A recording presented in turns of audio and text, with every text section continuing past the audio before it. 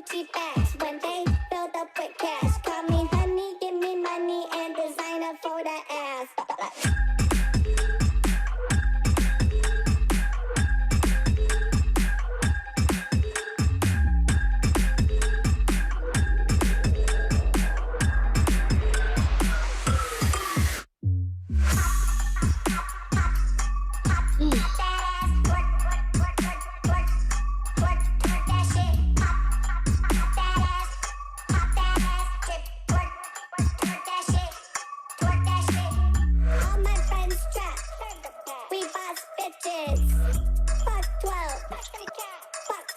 What you see is what you get. Peep that gram and see me flex. Don't hit me with those street texts. Fuck boys want but get no sex.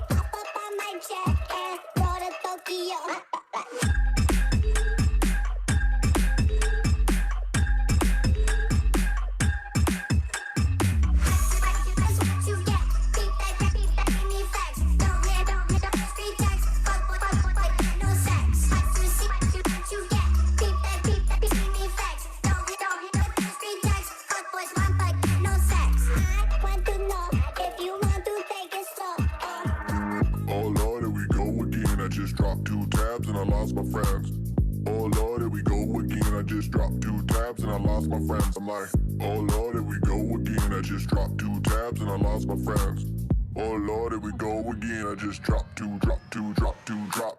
Oh Lord, here we go again. I just dropped 2 tabs and I lost my friends. Oh Lord, here we go again. I just dropped 2 tabs and I lost my friends. I'm like, oh Lord, here we go again. I just dropped 2 tabs and I lost my friends. Oh Lord, here we go again. I just dropped 2, drop 2, drop 2, drop. Oh Lord, here we go again. I just dropped 2 tabs and I lost my friends. Oh Lord, here we go again. I just dropped 2 tabs and I lost my friends. I'm like, oh Lord, here we go again. I just dropped 2 tabs and I lost my friends. Oh Lord, here we go again. I just dropped 2, drop 2, drop 2, drop.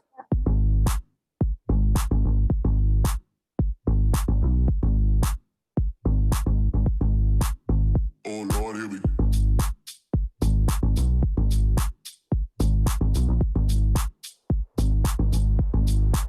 I just dropped. I just dropped.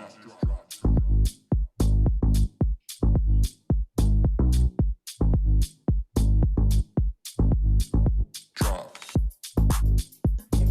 Oh, wait, am I gonna be sure? I just dropped. Oh Lord, here we go again. I just dropped 2 tabs and I lost my friends. Oh Lord, here we go again. I just dropped 2 tabs and I lost my friends. I'm like, oh Lord, here we go again. I just dropped 2 tabs and I lost my friends. Oh Lord, here we go again. I just dropped 2, drop 2, drop 2, drop. Oh Lord, here we go again. I just dropped 2 tabs and I lost my friends. Oh Lord, here we go again. I just dropped 2 tabs and I lost my friends. I'm like, oh Lord, here we go again. I just dropped 2 tabs and I lost my friends. Oh Lord, here we go again. I just dropped 2, drop 2, drop 2, drop. Oh Lord, here we go again. I just dropped 2 tabs and I lost my friends. Oh Lord, here we go again. I just dropped. We're gonna wait another 5 minutes like normal, but I was like, that dubstep is just like not it. This is not 2012 Skrillex. So I have this lovely backup video. Korea's fashion is known for being expressive and reflecting a sense of individuality. So I came out today to find out what people wear in June in South Korea. Do you also want to know? Then without further ado, let's dive in. 자신의 스타일을 한마디로 시작해서 그냥 편하게 꾸안꾸? 시크. 심플? I think so too. I think so too. 스트릿? 러블리. 네. 오늘 아웃핏 포인트인 건가요? 크롭 탑 이 포인트고요. 얘는 트위드 자켓? 신발이에요. 그러니까 여기 위에는 뭔가 여성스러운데 뭔가 너무 이렇게 여성스러운 느낌으로는 하기 싫어서 네, 좀 중성적인 느낌을 주기 위해서 네, 워커를 신었습니다. 셔츠에다가 목걸이? 블랙 스타일로 좀 입으려고 했었는데 블랙 스타일로 입으면 너무 덥다 보니까 좀 튀는 옷을 한번 입어봤습니다. 그러면 어디서 영감을 받는지. 잡지 나오는 거 있으면은 챙겨보는 스타일이에요, 좀 많이. 그럼 본인이 생각했을 때 가장 한국 연예인 중에 옷을 잘 입는 연예인이 있다면? 이효리? 이효리. 아, 옷을 되게 특이하게 입고 다양하게 시도를 하니까 볼 때마다 좀 새롭다? 어디에서 옷을 이렇게 막 영감을 받으세요? 이 가로수길에 옷 잘 입으시는 분들이 많아가지고 그분들 보면서 아 나도 저렇게 입고 싶다 하고 이제 저녁에 자기 전에 생각을 하고 자요. 한국 연예인들 중에 옷을 좀 가장 잘 입는다고 생각이 드는 사람이 있어요? 강민경 많이 뭔가 꾸미지 않은 듯한데 잘 입어 보여요.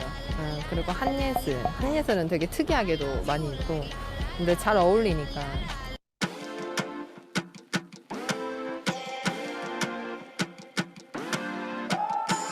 어디서 오신 분이세요?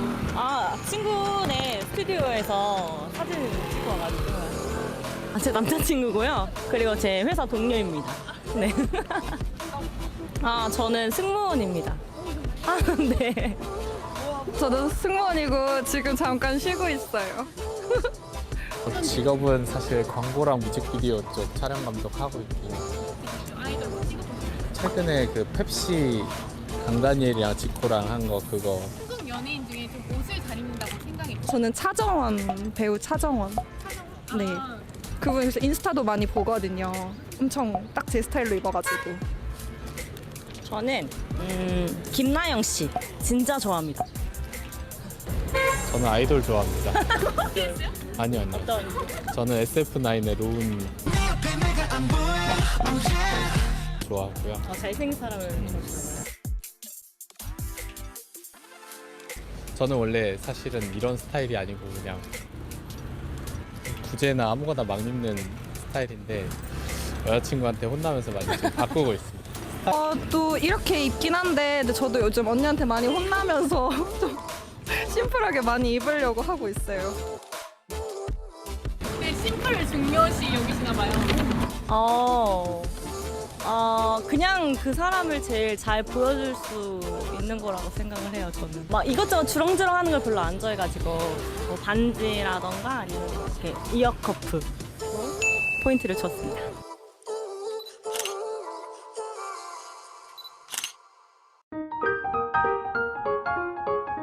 두 분 관계는 어떻게 되세요? 저희 자매예요. 친자매. 진짜요? 네. 근데 스타일이 완전 다르네요. 아, 네. 그냥 원래부터 어렸을 때부터 너무 달라가지고 그래서 계속 달랐었어요.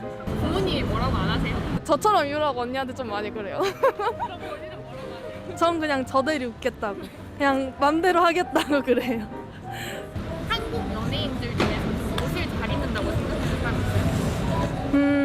저는 레드벨벳 조이. 그냥 뭔가 딱 무난무난하게 입으면서도 포인트 줄 땐 포인트 주고 그런 느낌? 수지? 심플한데 여성스러운 그런 거. 약간 그렇게 입으시는 거 아, 약간 따라 하려고는 해요, 근데.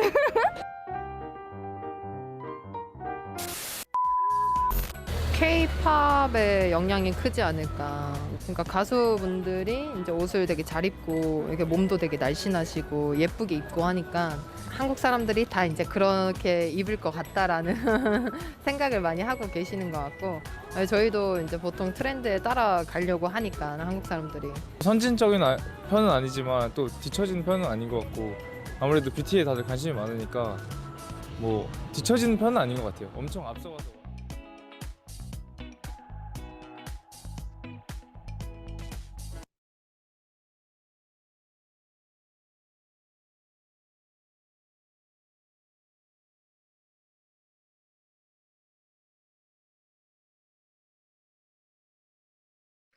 All right. Hello, guys. I hope you can hear me all Gucci because I connected my Bluetooth ahead of time, which is a consistent and ongoing trilogy within our lovely KCC meetings. Will Michael remember to either record the meeting or remember to connect your headphones so that people can actually hear her?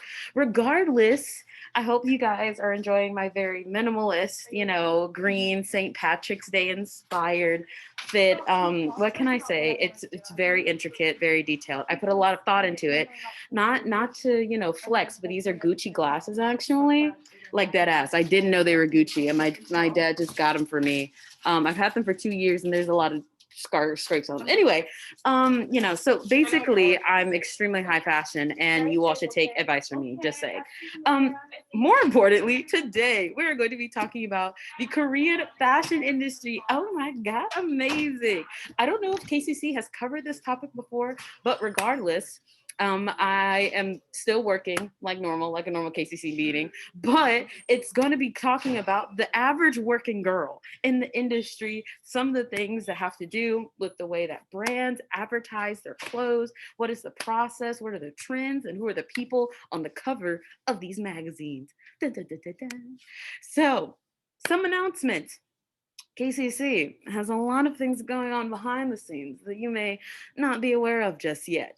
However, we will be getting that information out to you very, very soon. We have a lot of things coming up. We have a lot of things planned. So it's going to be very exciting. More than anything, we're about to step out of the hellhole that has been March and step into April, which more than anything is Asian Pacific Islander Heritage Month. So we absolutely will have a bunch of things planned in regards to showing support for what we are here for, the Korea Culture Club, and really trying to broadcast all of the accomplishments and contributions of Korean Americans and Korean culture in America. So as our role as the Korea Culture Club, we are very excited for this upcoming month. That also means that we are about to wrap up the year, but a few logistics things. If you are doing anything dance related, be sure to wrap that shit up because we have the halfway point this Sunday, baby. And halfway does not mean like maybe halfway. It means like half of the dance is done. So absolutely, I can't wait to see you guys when you're ready to film. We're ready to break it down, do those lovely dance moves, and get you on the YouTube page. I'm so very excited to see all that you guys have accomplished. And more than anything, Addie and Ashley are some amazing resources that you guys will be reaching out to in regards to setting up this half point check-in. So be sure to always have them in your back corner, and be sure to communicate with them always. Outside of that, we will continuously send resources regarding Stop Asian Hate and resources that you can use to not only educate yourself, but provide any sort of resources to those around you. Provide any sort of donations that you would like to contribute, or more than anything, just read up on Asian American history and how we've gotten ourselves to this point, because there's nothing that has happened in the past decade or so that hasn't been supported by 100+ years worth of history. And once you know more about yourself and the people around you, the more that you can learn and talk to those who may not know. Education is important. We're in school for a reason. All right, those are our lovely KCC announcements brought to you by Michael Robinson Walter Main. And now we're going to continue to today's topic. Yay! So we're going to start off. Sorry, Monty, I put your slides first in the last minute because I was like, you know what? We got to start off with the history, and that's all what it's about, baby. So I'm going to shut up and let Monty take over. You're good. I'm glad that I caught it before the meeting started. I was like, oh, I gotta look at all my notes earlier. But yeah, also brag, but I'm also iced out with the Walmart brand watch. I know you're jealous, but anyways, so starting out with the history of Korean fashion, we start in the Joseon period, which is from 1392 to 1897. It's a long period. But as you can see, they're wearing hanboks, and pretty much any regular person were wearing hanboks, but they had more elaborate and extravagant hanboks for royalty or people in power. And so basically what a hanbok is, it's a blouse and a loose fitting pants on or skirt. So the woman would wear a jeongi, which is the blouse or jacket, and a chima, which is the skirt. And then the men wore a jeongi and baji, which are pants. So then we move on to the Japanese occupation of Korea from 1910 to 1945. And here is where Koreans start to adopt Western fashion, mainly because Japan, like the Japanese government, promoted modernization, which going back to like a previous meeting that we had where I did cover the Japanese occupation, Japan thought that Korea was very backwards, and so they wanted, you know, modernization, you know what I mean? And so the hairstyle that's shown is called a Gibson girl. So yeah, women would wear that a lot. The picture is of a Vogue model wearing kind of like the fashion of that time. And then the flapper girl style from the 1920s, like in America, also emerged in Korea, you know, with like the beaded dresses, things like that. Very cute. And then with changes in fashion came changes in social life and work life. So what that means is that there are new jobs for women. They could be phone operators and even working in the factories. So that's really good on them that they got new jobs and stuff.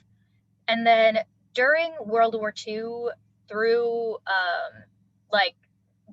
Korean liberation from the Japanese occupation and then all the way through the Korean War, there was a lot of poverty, and that caused a fabric shortage. So clothing had to be made simple and like more dark. Hanboks are still being worn, but only mainly by women. And then we get to the second half of the 20th century, from the 1950s to the 1990s. And the picture on the left that you see is kind of the contemporary movement that we start to see in South Korea. They would have crimped hair and brighter makeup, like influenced by the US. In the 1960s, we see mini skirts, yes. And then the South Korean government, there was an opposition between the Western influence, which a lot of the citizens really liked this Western influence. The Korean government wanted to promote more Korean products. So there was actually a ban placed on imported makeup products. And there we have the Korean beauty industry creation. So that's where it all stems from. And then in the I put like a picture of like makeup in the middle. I couldn't find any pictures of what like makeup brands looked like in the 1960s, but I'm assuming it's not that. So, and then in the 1970s, when South Korea was under President Park Chung-hee, he set harsh and like conservative fashion rules. So youth rebellion revolved around fashion. So people would wear mini skirts, they'd grow their hair out really long, they'd wear hot pants, punk style clothing, hoop earrings, things like that. And on the picture on the right, you can see where a guy is like having to measure how short a girl's skirt is, which is kind of showing how strict these like clothing regulations were during the 70s. Not much on the 80s. Casual wear took off. People started wearing t-shirts, jumpers, jeans. And then lastly, in the 1990s, we have the emergence of K-pop. And K-pop set in stone South Korean fashion for the rest of, South Korean history since.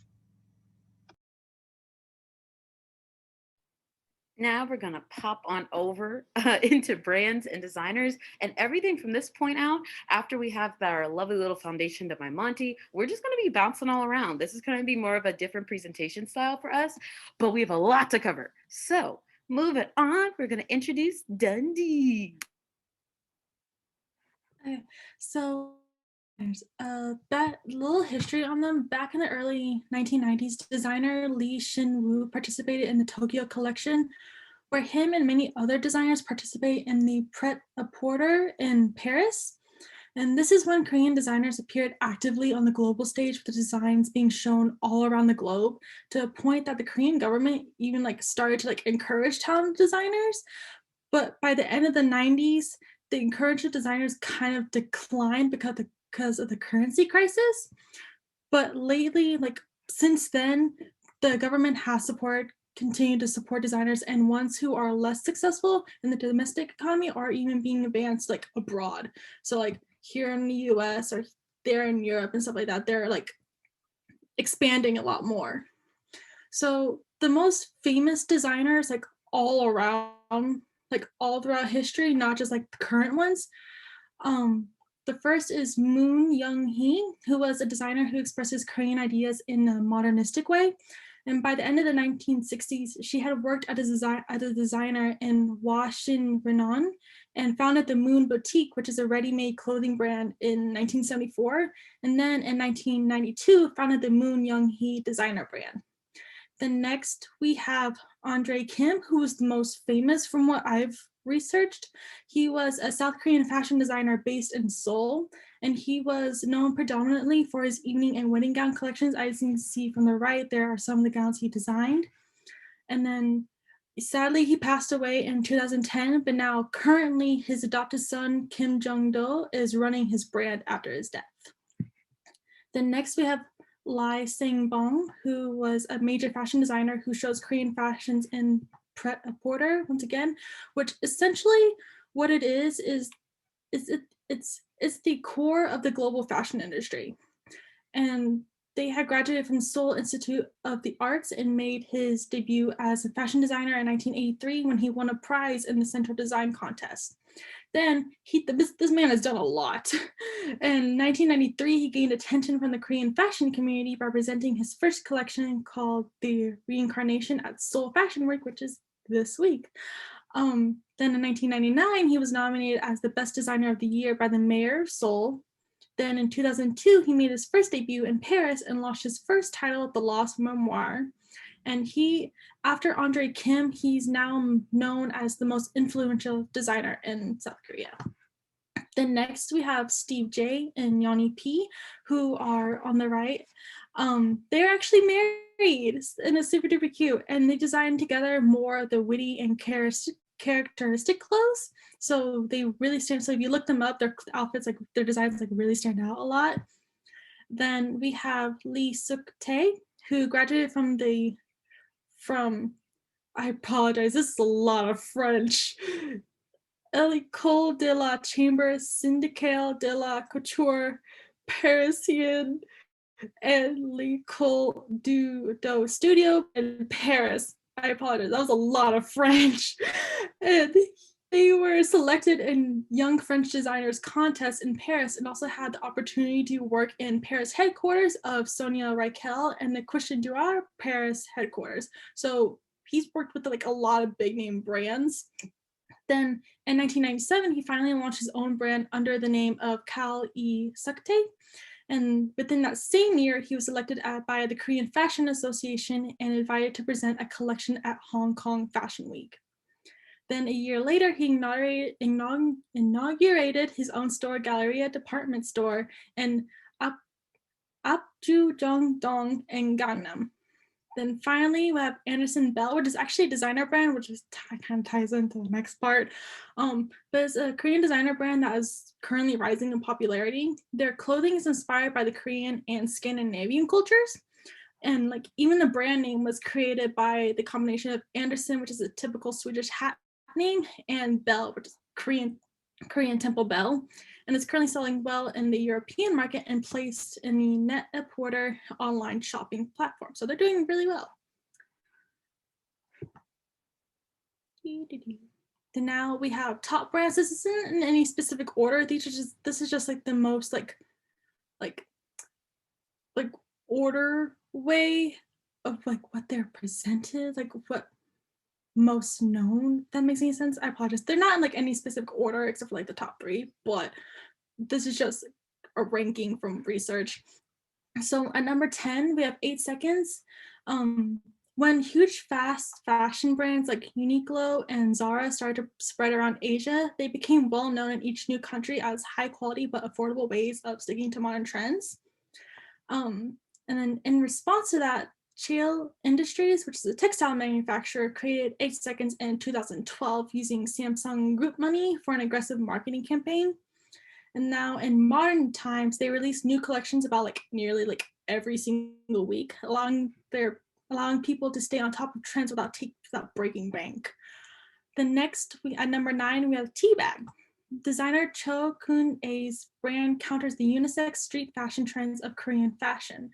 They focus more on relaxed feminine silhouettes and less aggressive prints, which is a fitting fashion identity for a brand whose name is literally inspired by the smooth flavors and elegance of tea bags. So this brand has since been established and collaborated with international brands like Disney and Louis Couture's, not Louis Vuitton, Louis Couture's, which is a high quality, they sell like high quality leather products. And then number 8, we have Lucky Choet. I apologize if I'm pronouncing that wrong. Choet, which is I love the description on this for research. It is essentially the brainchild of Kim Jae-hyun and who was part of the Seoul's 10 Seoul project that had aimed to boost awareness of up-and-coming Korean designers, and is most known for its signature bright colors, cute prints, and unique counters. And it is an eclectic brand that is more popular amongst the younger crowd. Then number 7, we have Charms. The style of the street fashion brand is rooted mostly in nostalgia. So their 90s style aesthetic became popular with many local celebrities and have had several collaborations with fashion icons like Irene Kim and K-pop stars like Ki Bum, who actually became the fashion director of the brand. So good for him. Then number 6, we have Studio K, which prefers to relish in high technology and industrial looks rather than how most fashion brands emphasize on the human form. And so if you look them up, they are definitely one of the most unique looking brands. Then number 5, we have Lai. So designer Lee Chung was originally in the Korean menswear industry, but today he's most known for his women's brand Lai. The label is highlighted by a tendency to mix different hues and patterns, and for some uniquely androgynous looking women's clothes, that elements taken from men's fashion. Then at number 4, with Hyun So. This designer has led a charmed life in the fashion industry. While still in school, she was actually invited to present her work at New York Fashion Week, which is a big deal. Then later on was honored with Best Designer at the International Fashion Showcase of the British Fashion Council. And fun fact, Rihanna has even worn her work. So good for her. And today, their innovative streetwear label continues to impress, eschewing bright colors in favor of monochromatic patterns and textures while presenting uniquely oversized silhouettes that manage to maintain their femininity. Now for top 3 designers, top 3 brands, my apologies. So at number 3 with Kai, who was created by designer Kathleen Han-hee Kai. She is a Detroit-based designer who studied at the prestigious London Design School, Central St. Martin's, and graduated in 2011 and started her own self-titled label, Kai, later that same year, and has since bagged a number of awards and nods in the global fashion industry, including the LVMH, which is Louis Vuitton, Prize for Young Fashion Designers, and the International Woolmark Prize Asia Regional Finals for women's wear. And today they are a rising brand that is well known for street fashion pieces and having been worn by celebrities like Khloe Kardashian and once again, Rihanna. Then number 2, we have Beyond Closet, which was created by Taeyong Ko in 2008 to appeal to young men looking for a more casual, vibrant look that challenges the traditionally muted palette of menswear. They got college jerseys, sweaters, coats, parkas, and even a women's lineup as well. So Taeyong Ko was actually the costume designer of the set of the K-drama Boys Over Flowers, if y'all have ever watched that. So if you like those outfits, you can expect a similar theme in their usual fashion if you look them up. Then number 1, finally, we have Style Nanda. Started in 2004 by Kim So-hee as an online secondhand clothes reseller. It is now one of the most popular makeup and fashion brands in Korea with a revenue as per 2017, with a revenue of $152 million in US currency. Yeah. So it is one of the best known Korean fashion brands around the world and is among the top go-to brands for foreign Korean fashion enthusiasts who've just started exploring these types of fashions. So yeah, fun stuff.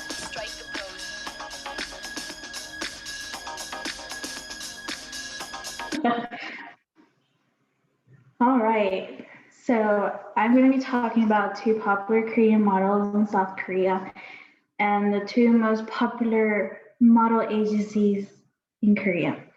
So first, we're going to start with Ja Yoon-ju. She started her modeling career in 1997 at 17 years old, and she has gained a lot of national and global recognition throughout her career. She even won the Fashion Photography Best Model Award in 1998, 2002, and 2005. She appeared in a lot of ads and runway shows, but she also wanted to venture out in that and wanted to become an actress and a TV presenter. She has a very good personality. She's in a lot of variety shows that you probably all know. She's really funny in Knowing Brothers. She hosted Korea's Next Top Model, and she's also appeared in a film, the 2015 film Veteran, where she was nominated for Best Supporting Actress and Best New Actress at the Grand Bell Award. And I believe she is also in a film this year called Three Sisters, and I've heard it's really, really good. A little fun fact, I'm pretty sure y'all have seen the intro teaser to aespa's Black Mamba.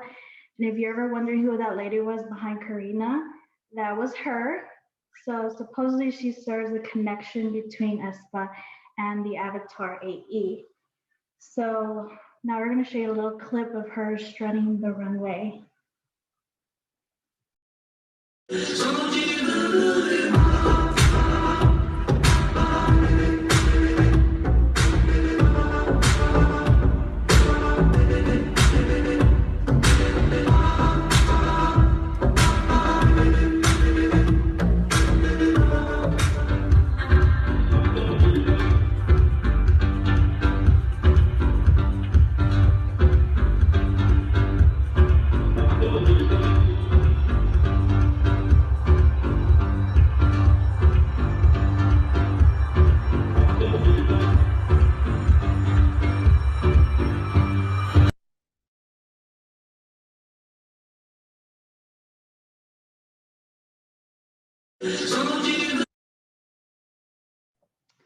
All right, moving on, we're gonna talk about Choi Soo-ra.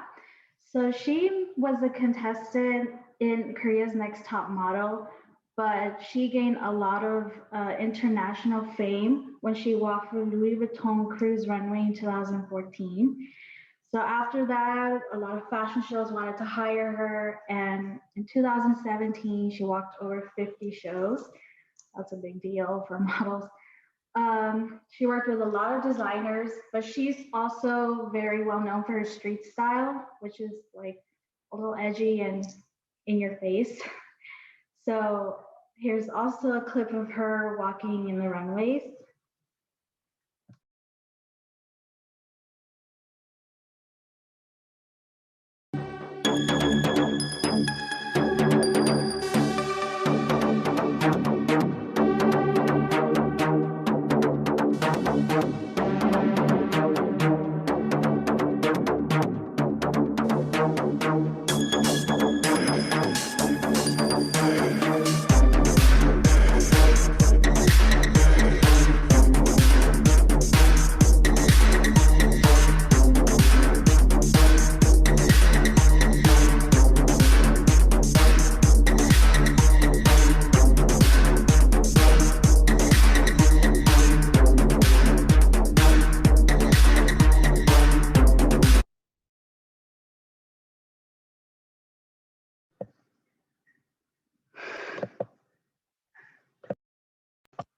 All right, so this is just a little fun fact that Seoul Fashion Week sometimes books K-pop idols to walk their runways. I think it was for gaining more global attention.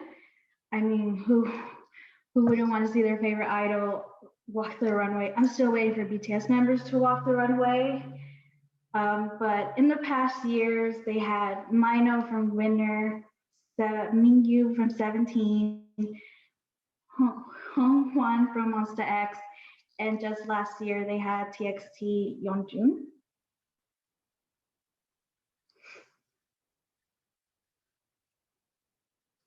Okay, we're gonna move on to model agencies, and Esteem is one of the top model agencies in South Korea. Jang Yu and Choi Sora are both signed under Esteem Model Agency, and Esteem SM Entertainment. It was established in 2003, and they became the national leader in the industry and continues to grow to this day. Now they are globally known. They also have a corporation in New York City. So Esteem sent 4 of their models to participate in Produce X 101. So this clip just shows them strutting their runway. 대박. 멋있다.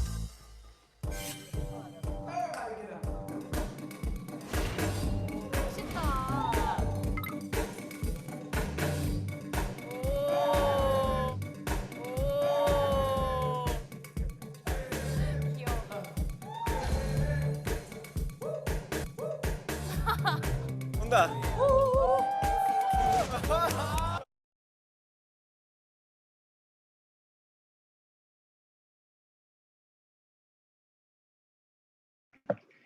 Okay, last but not least is YGK Plus.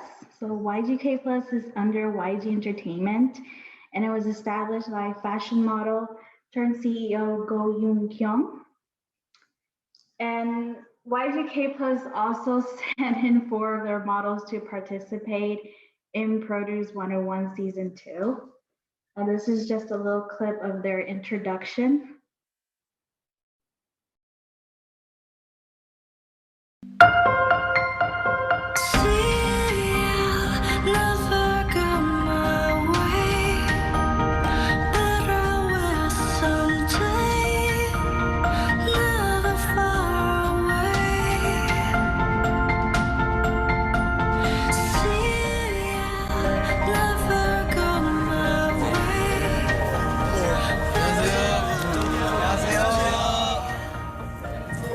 핵멋있어. 일부러 내가 핵멋있어. 우와. 안녕하세요. 다리 봐. 마로. 와, 역시 저게 모델 연습생 클래스구나. 비주얼도 아프다고. 내가 키로는 이길 순 없는데 이거 노력해서 되는 게 아니잖아요.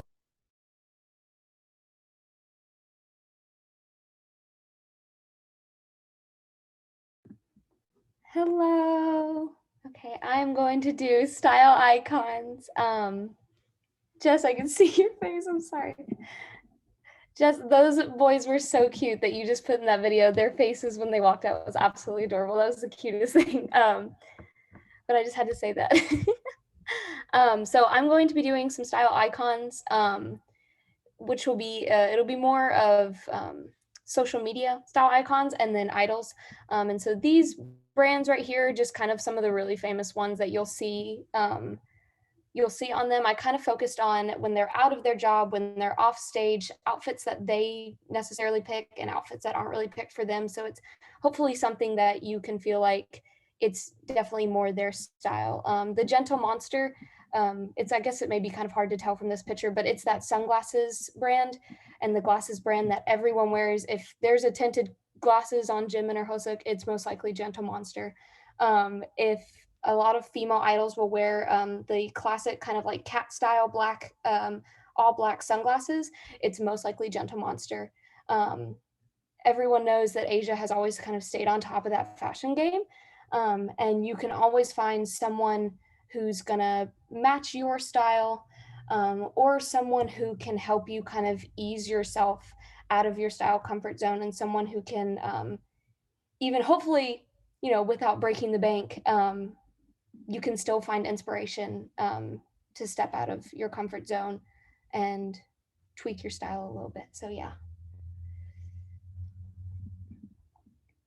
And so the first one is going to be social media. I picked, forgive me, because most of the girls, most of the female social media influencers kind of are the same. They are very girly-ish styles. And so I wanted to pick one that was kind of girly, one that didn't really focus on it. And then I did also pick a male model.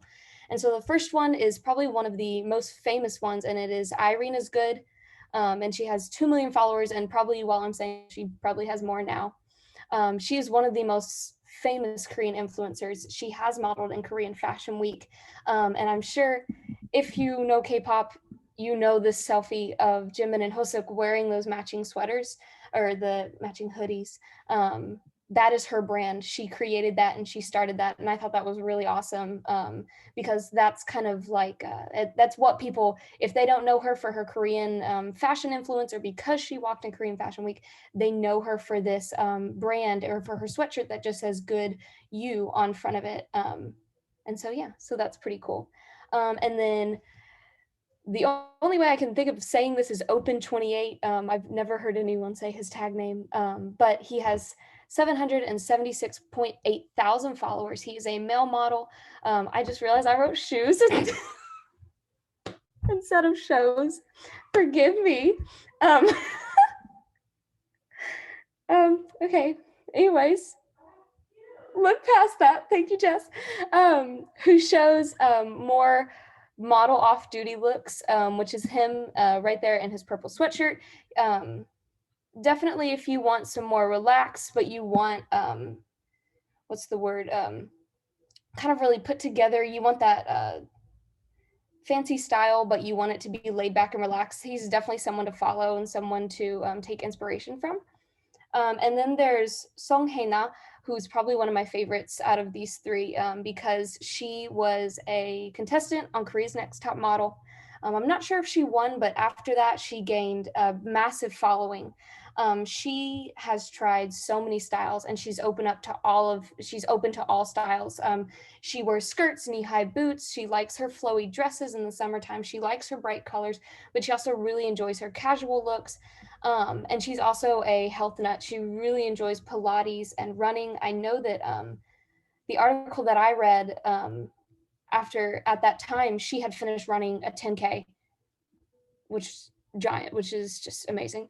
And this is one of my favorite outfits that I saw her wearing, is a trench coat with a hoodie, ripped jeans, and then tennis shoes, and then a really just lavish purse, which if these were in my closet, I would have never thought about pairing them together, but seeing her wear them, it kind of opens your mind to trying different things and putting different things together and seeing how it looks. So I really enjoyed those. But yeah, you guys should definitely check out more. I just kind of picked some of the main ones.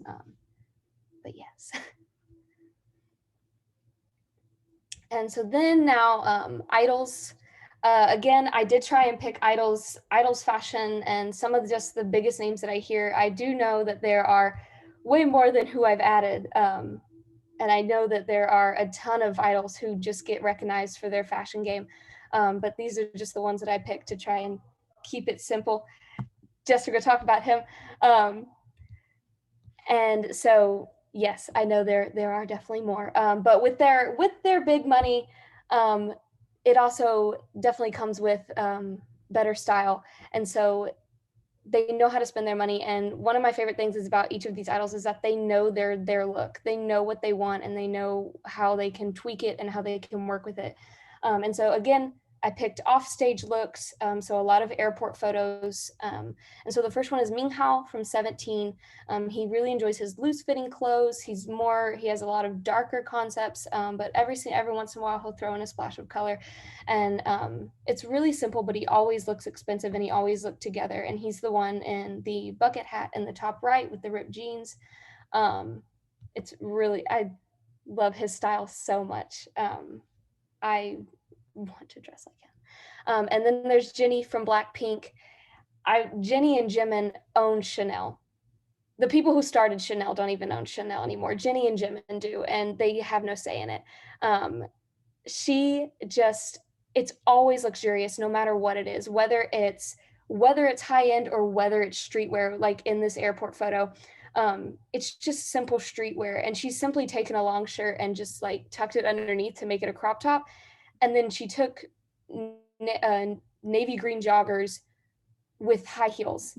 And again, I would have never thought of pairing those things together. But the second she steps off the airplane, steps out of that van, she looks like she knows that she's expensive and that she knows that you cannot touch her. She's also someone else who's not afraid to try styles. If you look up her airport photos, she can wear pretty much anything. So yeah, it's amazing. Third is Taehyung from BTS. He enjoys his loose clothing and kind of like palazzo style pants and sandals, which I did actually, ironically, today I learned he tends to gravitate towards loose clothing because he has, forgive me, I'm not a doctor, culinaric allergy, a culinaric allergy. And which is something that can cause kind of like itchy hives. Of course, it has its really bad hives too. It can only be a little bit, but tight clothing and raising your body temperature raising can cause those to kind of start flaring up, which is why he itches a lot of times. So he does tend to gravitate towards loose clothes, and it's why he kicks his shoes off a lot. Or if he ever wears tennis shoes, a lot of times he's stepping on the back of his shoes just so he can kick them off as soon as he can. But even so, he's been able to figure out how to style this loose fashion and how to make it scream Tay from BTS. I did also notice that in a lot of his airport photos, which I haven't noticed before, he always tends to have kind of like an accent bag. No matter what outfit, he's carrying a bag that screams something like, yes, exactly, Gucci boy. He's carrying his snake bag. He's wearing his button up with the snake collar. He's gonna find a way. He's wearing his Gucci sandals, his slides. And again, with these colors that he's paired, this bright yellow with the tan and then a blue jean jacket, I would have never paired those colors together. But on him, I think it looks like the best outfit I've ever seen in my entire life. And I love it even more. And so then last we have G-Dragon from Big Bang. And I feel like after seeing a lot of G-Dragon photos, I feel like him and Hoseok could have a wonderful shopping trip together, because I feel like both of them gravitate towards the brighter colors. I mean, this outfit is just, they both have that really eccentric and exciting style. And so he has lots of colors. He does a lot of layers and loose clothing. I felt like he was one of the biggest definitions of clothing has no gender. And he definitely just has his own style. You can't like put a name to this. He's wearing a bomber jacket, a beanie, blacked out sunglasses, a woman's Chanel bag, a flannel, loose jeans, and then what I can only describe as like formal, what look like tap or butler shoes. I don't know, and it's amazing. It's the fact that he was stepping out of that van, my eyes went right to his bag, because not many men's bags have that chain. And so especially being in Korea, stepping out of that with that women's shoulder bag on, it was one of my favorite things to see, and I loved it. And so yeah, again, I know there are way more idols who are definitely big in their fashion game, but I wanted to kind of focus on idols who post a lot of outside fashion and something that's really just their own choosing, not really like when they're on the runway or when they're doing photo shoots, something that I know that they kind of had more of a say in. But yes, that's my spiel.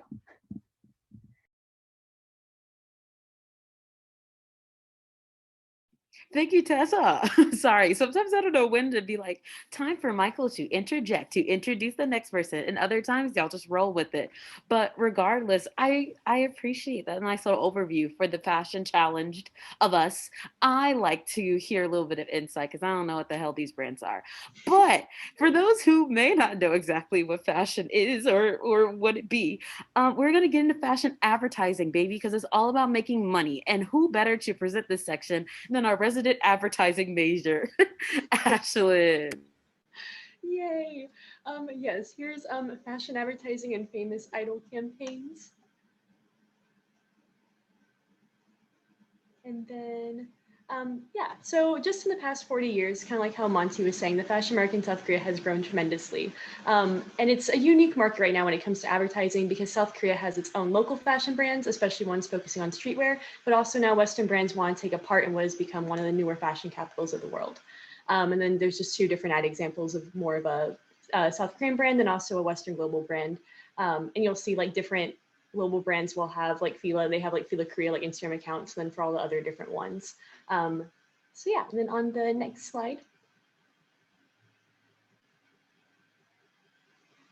So one of the best ways to advertise in South Korea, both for South Korean brands and global brands, has been through the use of influencers and idols. 88% of South Korean consumers trust influencers' recommendations, and 15% of shoppers make purchases after seeing the product on a social network. So the use of influencers and idols and ads can quickly create trends and lead to very successful partnerships, both for the idols and then also just for the different audiences that they're trying to attract to, both going global and then also for the South Korean market as well. And also just like the use of influencers is already super impactful in South Korea already. Like a lot of things sell out without things even trying to, such as like Jungkook selling out of all the Downy whenever people found out what type he used. And this happens all the time with idols anytime they show anything. So definitely any sort of idol influence is super impactful on people. And so that is one of the main ways of advertising, especially nowadays, through influencers and lots of social media advertising. And then on the next slide.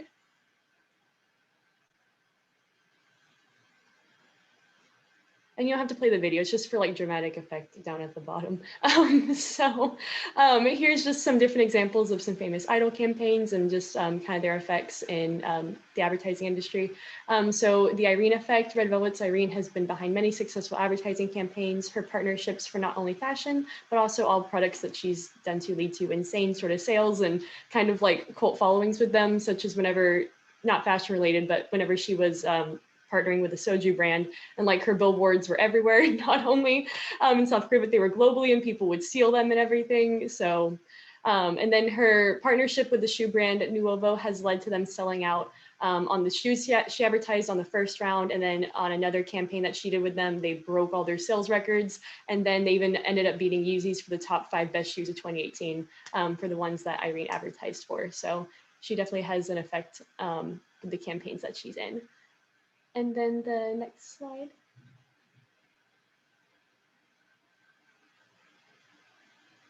And then GOT7's Jackson Wang is also another really big sought after idol and brand partnerships. He's done lots of partnerships with Fendi and then also Adidas and then just tons of other things. He's a popular choice to be on magazine covers and everything. One of the biggest partnerships has been with Fendi. And after becoming an ambassador, he launched a song called Fendi Man, and then a capsule collection which sold out immediately. So yeah, really big popular influencer is Jackson. And then on the next slide.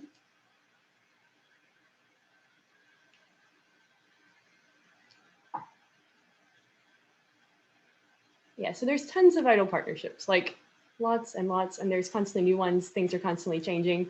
And here's just a very handful of examples, EXO's Kai and Gucci, BTS and it's always interesting seeing too how different like partnerships can kind of be problematic with one another. Like before, BTS was partners with Puma and now they're with Fila, so both really similar sort of brands. And then just having to like all like the sort of PR stuff that goes into that with having to not being able to wear those things anymore and things like that. So just, it's always interesting to see the different shifts and what idols partner with. And then Red Velvet's Seulgi and Converse, and then Blackpink's Rosé and Saint Laurent. Just a fun handful of examples, but yeah, that is a little tidbit of advertising for fashion in South Korea.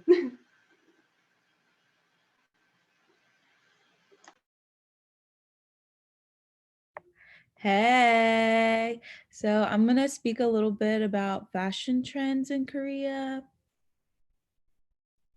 So where do trends originate?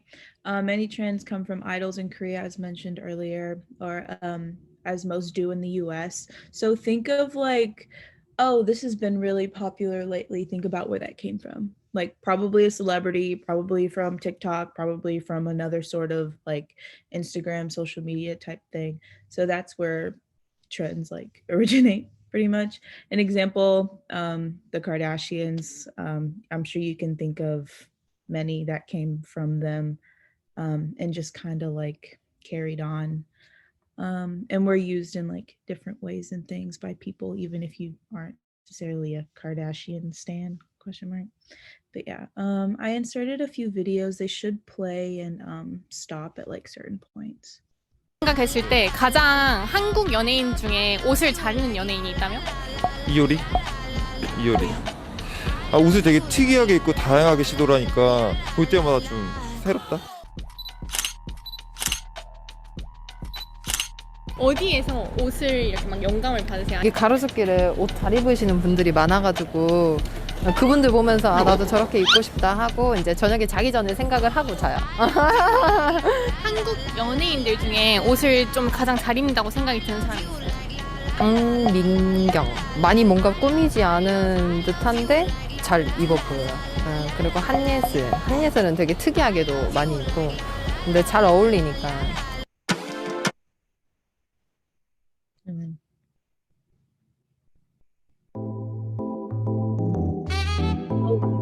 I don't think this like so you can skip to 3:30. I was afraid it was going to do that. I think it's like around there where they asked the question. It's like 3 and Winner 21, like, you know, a lot of the older Korean groups too. And I didn't see men wear long earrings until I came to Korea. So I like that part. Anytime, you know, I go back to America and visit, now I'll still keep the same style. I like Korean fashion trends. Yeah, I think they're really cute and stuff. I feel like definitely you do see like a lot of people just wearing the same kind of thing and it's a little bit boring when everyone looks the same. I wouldn't say that like I would adopt the fashion trends, but I can appreciate them from afar. Like 큰 틀은 따라가는데 이제 그 안에서 좋은 것만 골라서 납득을 하고 내가 가는 길이 유행이다. 네, 약간 그런 개념. 내가 최고다 하는 그런 거죠. 근데 막 머리도 비니 요새 막 이렇게 막 많이 약간 젖은 머리 같이 네. 하는 게 유행이었잖아요. 그래서 그런 보통 유행을 좀 따라가시는 편이세요? 트렌드를 따라가려고 하는 것 같아요.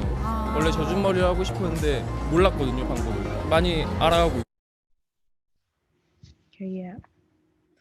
But yeah, as you can see, they were kind of just like, oh, well, I saw this idol or I take inspiration from this idol and I really like what they're doing. So I applied it to myself type of situation. And then we can move on to the next one. Ooh. All right. So, cool. All right. So trends are hard to generalize because there are many different approaches to fashion. Like what I consider a trend in like I guess my style isn't going to be a trend in someone else's style. So say like in Korea, say someone likes to dress more feminine, they're gonna look for like the dresses, the skirts, the you know, like as pictured here, like there's a color scheme, there are like popular prints, there's a popular silhouette, like and like pieces, like styles of pieces, as opposed to someone who's more interested in like a casual style or a street style. Like you're not going to see these types of like articles of clothing on someone who is more who isn't into that particular style. So yeah, many themes are similar within Korean fashion, like color schemes and silhouettes, but pieces are styled very differently according to the individual as pictured. But yeah, oh, one thing, a fun little fact, I was talking to my friend who lived in Korea for a while, and she said that when she would go to school, like she couldn't just like roll out of bed. Like she had to get ready. And there were very, very few days where she would see someone and they weren't wearing like a dress or like skirt and heels. Like they go to school and they like go to school. Like they make an event out of it. And I thought that was just like really funny because literally here at Texas State, you could roll out of bed with your Crocs on and then head up the hill to class. Like it's hilarious. But yeah.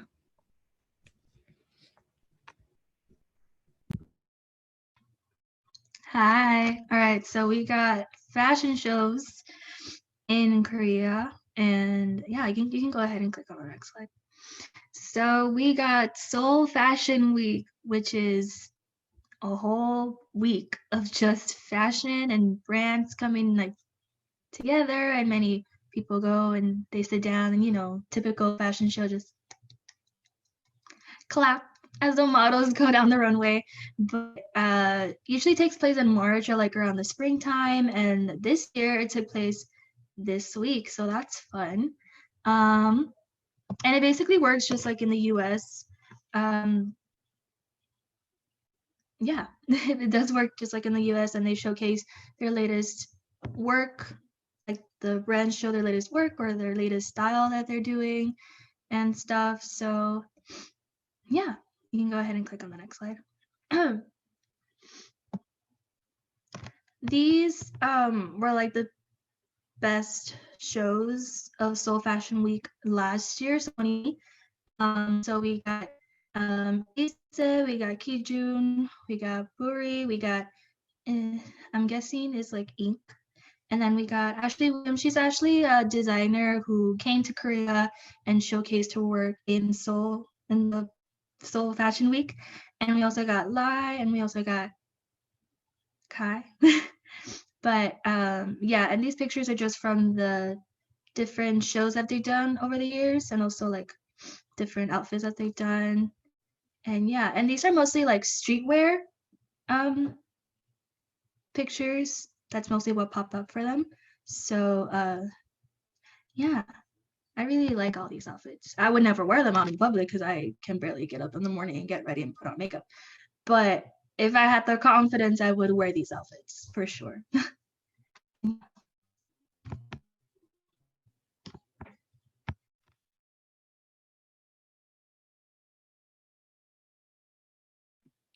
Okay, now we have idol brand influence.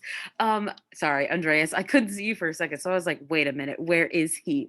But Andreas is going to be highlighting the visual rules within the Korean entertainment industry, and this is largely, I mean, of course, he's going to get on this really well, but I know a lot of us have probably reflected on the visual role and been like, what is this for? Because we're looking at this from an American standpoint, like, if you're a celebrity, you have to have some level of talent, and being pretty, even though realistically a very large factor in people becoming successful, is not a talent. However, Andreas is going to get into why that is still considered a very important attribute in having a successful group. Okay. I guess we can go to the next slide. Okay, so what is idol brand reputation? The most definitive definition I could find for it was it collects like a multitude of data, which is participation in product advertising, interaction with public via social media, and interaction with the community, essentially how they're perceived by the public. And this works for individuals as well as groups or actors. And the combination of these factors makes a definitive kind of list every month, which is what you've seen online on like local news sites and everything, or like on Twitter. But it is not an overall indication of how actually popular or commercially successful a group is. Think of it less as like a popularity chart and more like an engagement influence chart. It kind of measures someone's influence and like pull in the advertising market and how much they can sell essentially. It measures their marketability, and it's often used by advertisers to see how much an idol or actor has influence to sell a product. So like this list is not for like, less so for fans and more so for advertisers to be like, oh, this person is very trendy right now. They're selling products and they're keeping influence and they're getting a lot of like pull from people that want to buy things that are worn by them. Okay, and then you can go to the next slide. And I just put a picture of just the idol brand reputation, just a picture from the last month. Sorry, I'm just gonna get into misconceptions on the visual idol role. The visual position, or sometimes it's face of the group. I've seen them be used both times, but it's given to an idol in a group that I think goes beyond just looks in terms of like a group's success. So yes, of course, like physical appearance does play a factor in if someone is chosen to be a visual in a group, but that's like the first step. They decide like, oh, you have good appearances, you're going to be the visual, and you think, oh, they're just going to be put in like, more of the like song or music video, but that's just like one part of it. Because a visual is a group whose member is like heavily invested into beyond just the music. A visual is a member that is invested into by the company. the member specifically is given auditions for modeling, acting, advertisements, gigs, etc. The company specifically asks them and is like, hey, we have this person. Would you like to give them, like, do you think they'd be a good fit for your brand? And since the person is kind of considered like the marketable one, the efforts of this single person reflect heavily on the profit made for the company, especially when a group is not successful. So if you get into like kind of more mid-tier, mid-selling groups or like lower selling groups like Nugu groups, there are times where the member, through like all of their other ventures other than music, can make even more profit than the music released by the group as a whole. I put some examples on the side, kind of AOA Sohyun, A-Pink's Nan, and then Astro's Unwoo. Those are like a few popular examples. But for some of them, when they're not very well known, they will like this singular person will make the majority of the profit for the group and essentially would be funding the group's activities because they get so much work that isn't just music related. And branding for individuals is just as lucrative for buzz and profit as music or movies are. So like, it's just like I really want to emphasize that like there are certain people who are more popular or getting more work than their group make the majority of the money for the group, and they essentially are keeping the group afloat. If the visual, you can say, you can criticize the visual aspect by saying that it's shallow, which like it is, but the marketability of someone goes beyond that. And yeah. Alrighty, boys and girls. Now for the moment we've all been waiting for. Well, maybe it might have been just me who was looking forward to this. I feel like we have a nice little negative angle every time we do like a meeting. If we're gonna talk about like Korean pet trends, we got to talk about like Korean pet abuse. So it's like, of course, we have to cover controversial fashion moments within the Korean fashion industry. So how I sort of layered this, because there's too much to go over. Like the tea is piping hot, babes. So I'm going to section this as kind of like individuals within Korean celebrity culture, within the Korean fashion industry, who have really made a splash in trying to progress sort of either the beauty standards or values that have to do with the fashion industry, or just overall sexism and using fashion as a platform to further Korean feminism, which is kind of very new, and I guess the grand scheme of feminist trends around the world. So the way that Korean women are approaching this is a little more innovative. So number one, we have a scandal, so to speak, of Yoo Ho-jung. She is one of like 19% of Korean congresswomen, which is Korea as a country is one of the lowest in the entire world for female representation within politics. She decided to, one day they were having a normal meeting, as people do. The semi version of what parliament is to Britain is what Korea has, where Congress people sit down, discuss issues. It's a little more complex than the American setup for our government, but basically standard, they all sit down, they represent their places that they're from, and they go over issues. A lot of times, because this is a very male dominated environment, you're going to see a lot of suits, you're going to see a lot of briefcases, yada, yada, yada. However, she came to work one day, working as one does, on a Tuesday, chilling, being comfortable. She came and she wore this red polka dot dress. And the men went crazy. People blew this up. There is a video of DK News that I love to watch because they cover a lot of Korean local stories, and it has like 10 million views on it because Koreans hated this woman. Like the same way incels hate AOC is the same way men hated Yoo Ho-jung, because she wore this dress and people are like, she doesn't deserve her job. You can tell that she's not worried about actually doing what's best for her citizens because she's just looking for man's attention. Like, this is ridiculous. This is way too casual for such a setting that involves such public matters. And what a lot of, because this story got so big, CNN covered this story, BBC covered this story, like it was a very internationally recognized story because of the hypocrisy as misogynist as misogynism is always rooted in hypocrisy. There's a picture of her, if you blow this up, where like the dude in the other right seat, like beside the dude that's in this picture, is like in a t-shirt and some jeans. Like it's a very casual thing because they're going into work and they're in there for hours. And this was in the dead middle of Korean summers, which like we think Texas is hot, but bro, Korean summers, depending on the place, begin at like 1:30. It's ridiculous. It's ridiculous. So she was like, bro, I'm going to work. Like, let me do me. I'm still doing my job. She was like, I'm not understanding what the problem is here. And I understand as well. But a lot of women actually came out to support her after this.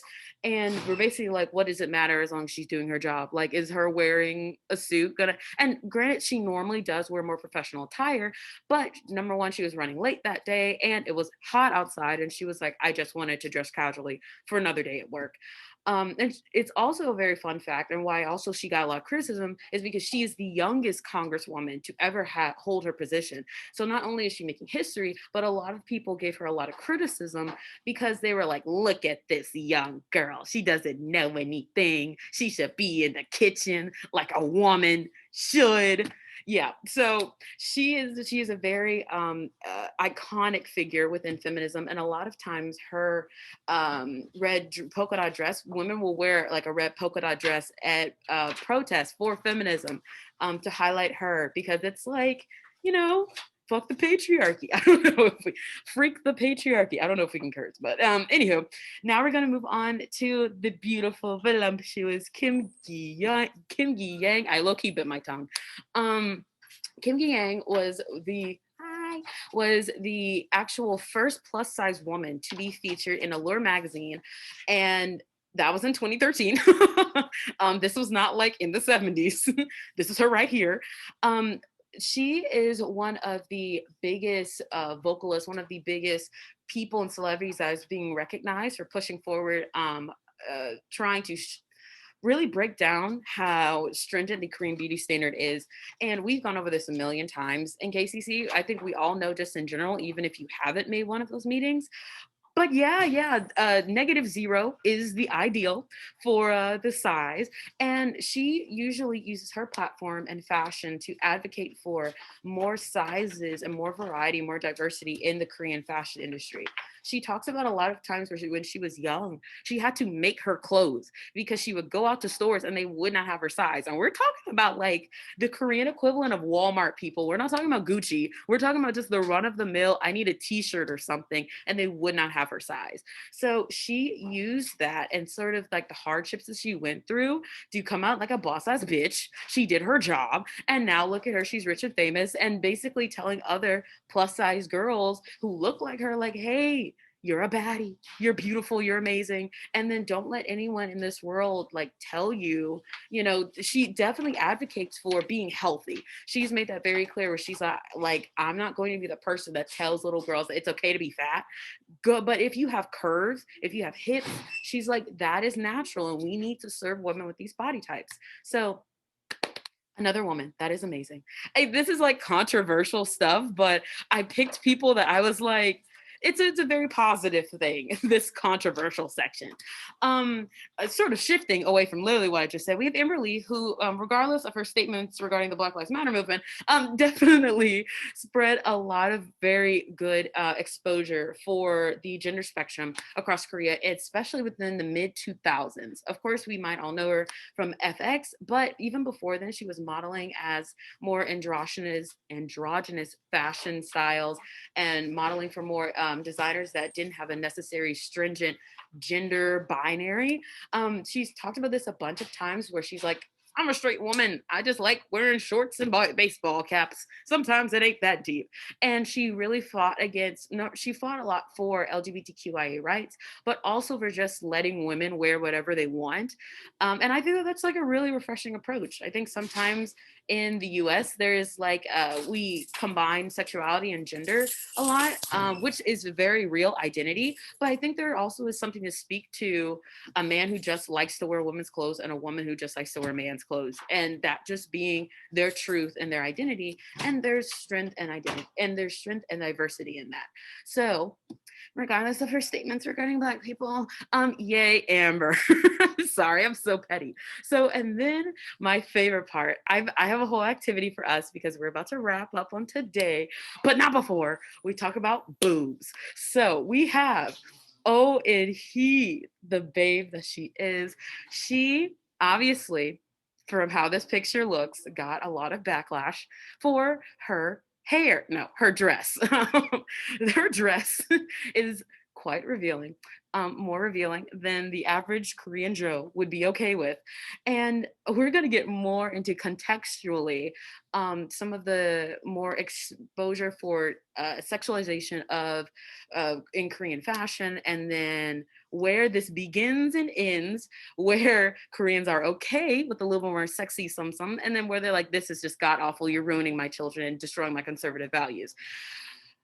So I have, of course, like one does, made a tier list because why not? And I had like extra time on my hands. So I have compiled the top 10 most controversial Korean red carpet moments when it has come to sexy dresses, sexy attire. And we're going to go through and we're going to like rank them. We're going to get into the tittles and biddles of why exactly each of these women were either humiliated and destroyed in their entire career gone, or they were like, you know what?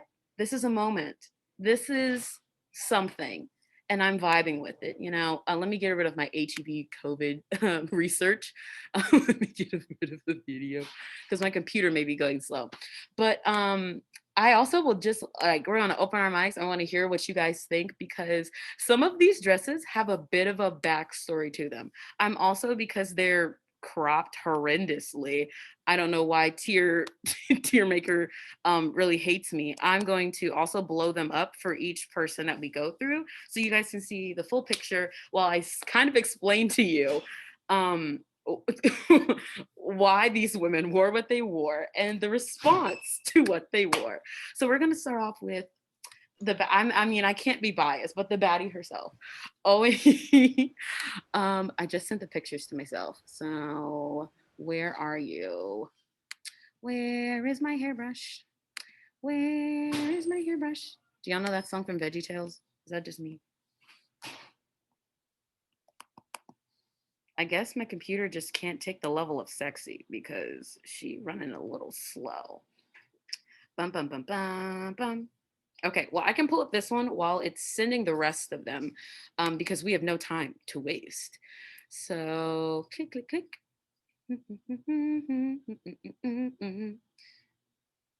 Because I thought I could click them and it would make it a little bigger on here, but no biggies. So while that is loading to my computer, we're going to start off with the wonderful woman herself right here, who really, Owen Heat really popularized the shocking dress and wearing it at a film festival. Like, and a lot of times whenever we will see all of the women who I'm also going to talk about are actresses. So I knew that we would focus a lot on idols and their contributions to the fashion industry. So I was like, we got to go through some of our actresses and their roles in progressing fashion.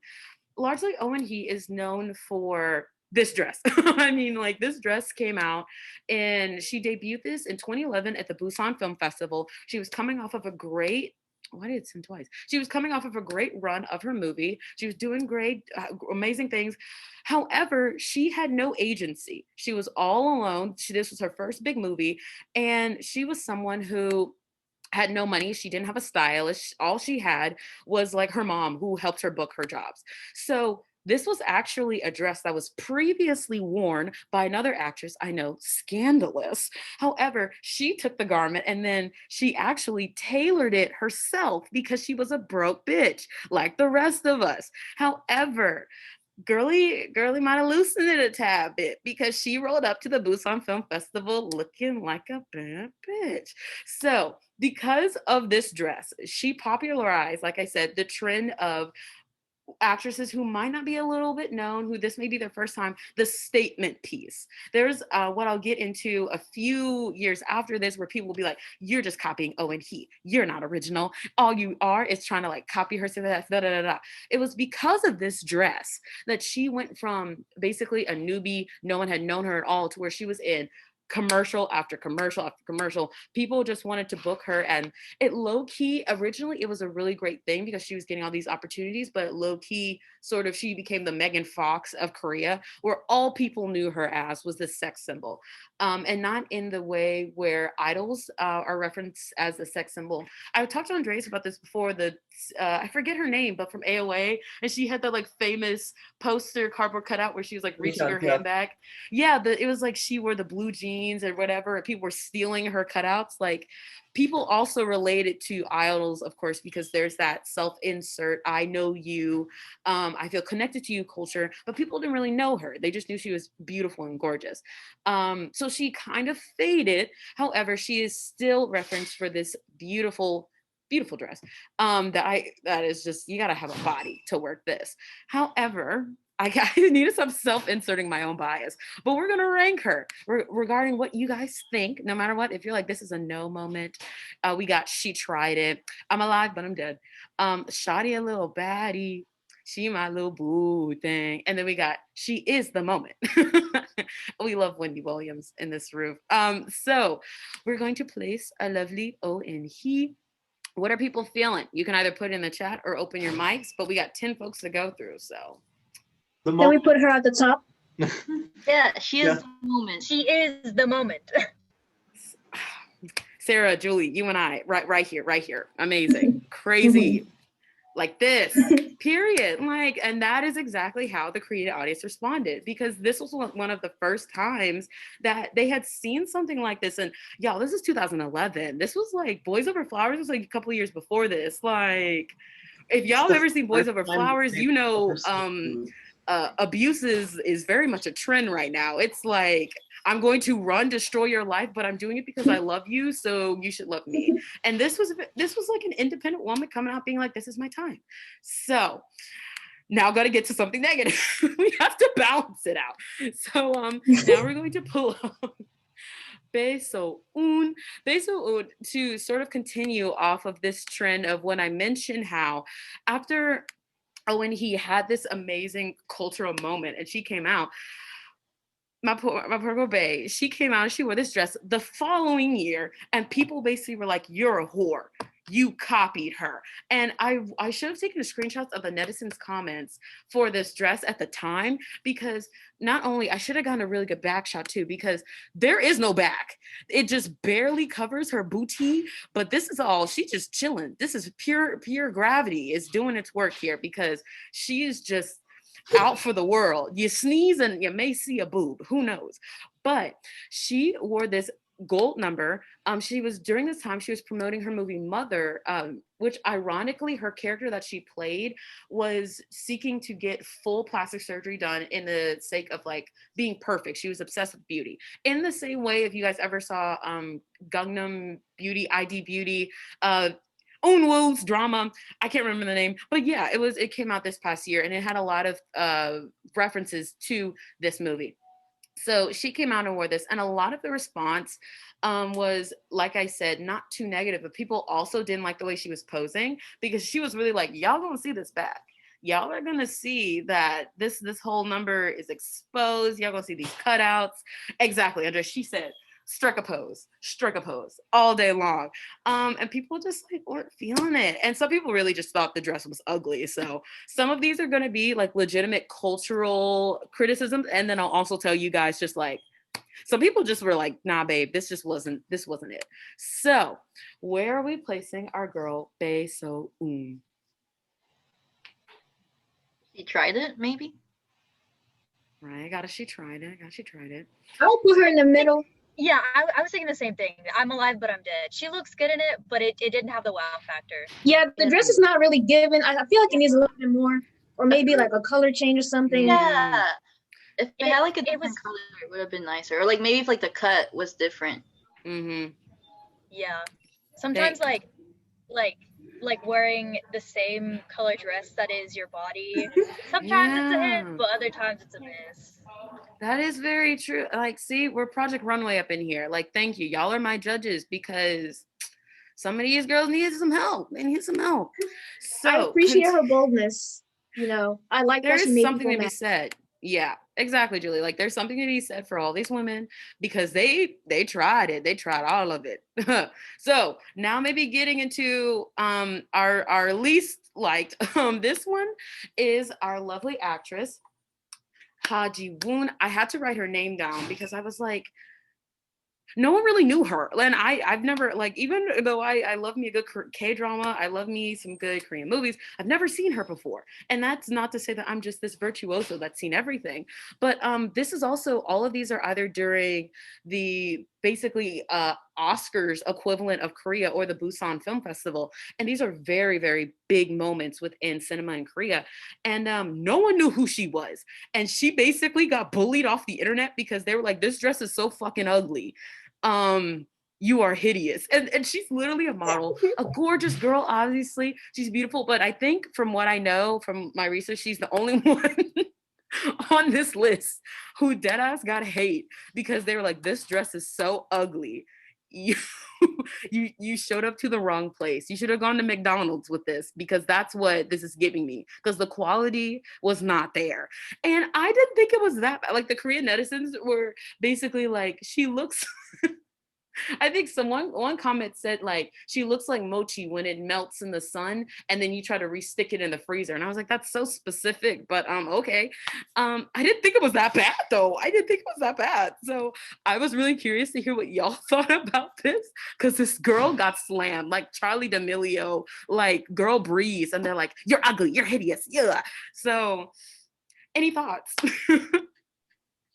Well, I think it's not. I've seen worse. It had potential. It's ugly, but it had potential. But I'm not going to wear. It would be better if she had like a necklace, something like that. Like I feel like it's just way too plain. So I feel like I would personally put it in the like she tried. It's not horrible. The colors just could have been better. It's like it's giving me like curtain, you know. I like No, the the curtains can be cute. I've seen cute curtains before. No, it's not like cute not pretty curtains though. It's the blue. If the blue flashes too much and it ruins it. You guys know when you tie your hoodie around the waist, it's kind of like what it looks like. Not Sarah nailing it. Dude, that is low key. I'm kind of seeing it. But she's really pretty. I'm just like, you know, I wish it was a better dress, but she's pretty. The shoes are, ooh, I'm sorry. The shoes made me mad. I don't know. But it's unfortunate because she's so pretty. Like, this could have been like a really good moment, but she doesn't need to be bullied. You know, No, most definitely. How are we feeling, Jess, Tessa, Michaela, Vivian? Any thoughts here? Are y'all like, "Ugh"? It's a no from me. I concur. She tried it. She tried it. Yeah, she definitely tried. She I'm gonna say she tried it. Okay. Ooh, because man, those comments were. I needed some wine, man. I needed to sit down. I needed a drink after that because. Okay, maybe let's get on some more positive reaction. Well, okay, all of these are controversial in their own right, but let's get on something that had a bit of a different approach, maybe. So now we're going to get into our girl, Ha Na Kyung, who is kind of like, whenever she loads, who has been referred to as like the Korean Snooki, because she does things that one may not initially be like, hey, this makes sense, but she's endearing. She's an actress. She's also somewhat of a comedian. But why she really went viral for this moment, yes, it's a sexy dress. It obviously has this lovely little above vagina placement right here. A lot of the comments were like, why is that right over her? Okay. But I gotta fucking find this picture. She went viral because she fucking fell, y'all. She had the dress was like, oh, ignore ATs. I've never seen these men in my life. She went viral because she had this super long train, and her girlies were trying to just say hey to the world. They were trying to say peekaboo, and they were just getting tired of being covered up. They needed some air, and they were like, honey, it's time, free us. So whenever you look up her name, especially in Korean media, all you see is her falling. This is a prime example of the fall. And this is a very nice cover up of it because every other picture is full nipple. And I guess Korean sites don't feel like censoring anything because yeah, she took a number, y'all. But anywho, we're going to talk about when she was in the dress, But before that, people are like, all right, this is different because they low-key expected this. She is a woman who happily loves to promote her body. She feels very comfortable in more sexual things, and that's okay. This was more an outside of the fall was more of a opinion of like, all right, we've seen this from her. Do we like the dress or not? Like they were okay with, well, not okay, but they were used to it being sexual because she is a more sexually liberated person. But yeah, I had to add in the context of the fall because people still clown her ass because of this. So there's that. But we're talking about the dress here. We're talking about fashion. All right. So how are y'all feeling about this little ditty? Sorry, I don't want to overspeak. I want to say, first of all, I feel bad about her falling. Second of all, why didn't she just use pasties? And third of all, the dress is a no. Like, oh no, yeah, it's bad. It's an ugly ass dress. She's pretty, but it's a no. All right, that's all I have. Fair. I feel like the dress had potential, but it's just kind of ugly. Do y'all know that dress that JLo wore that's green and it was like a robe thing? And she low-key got clowned for it because people thought it was ugly, but it was like tied and knotted right at the cooch area. That's what it was giving me at first, but the fabric also looks a little flimsy. And she didn't really go there like the rest of the girls. At least the rest of the girls like low-key tried it, but she can definitely do it again, just security pasties.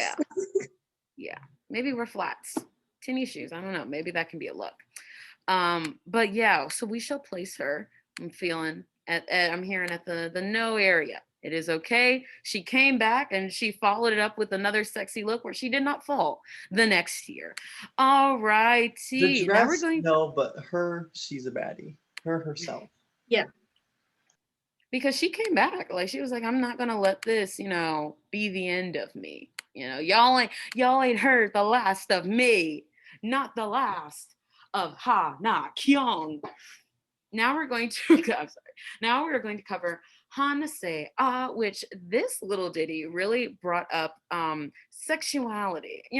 Dare I say BDSM in the Korean hemisphere, primarily because, like the Oscars, this award show is also watched by families, and Koreans really felt that this number, where without the rope, it would just be like a normal dress with a very high slit in it, not anything too extreme. However, Korean families petitioned the government over showing this dress because they primarily did not like the rope areas around the how do we call it? Chest area.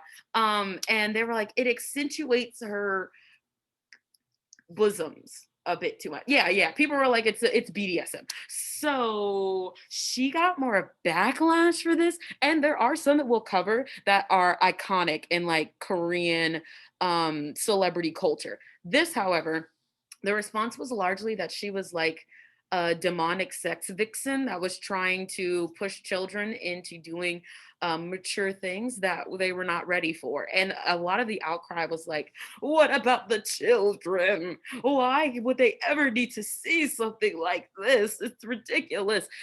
Granted, of course, we're Americans and this is like PG as fuck. But thoughts? I'm voting Shoddy Little Baddie tier. That's what I'm voting. Because, I don't know. I love it. I personally like it.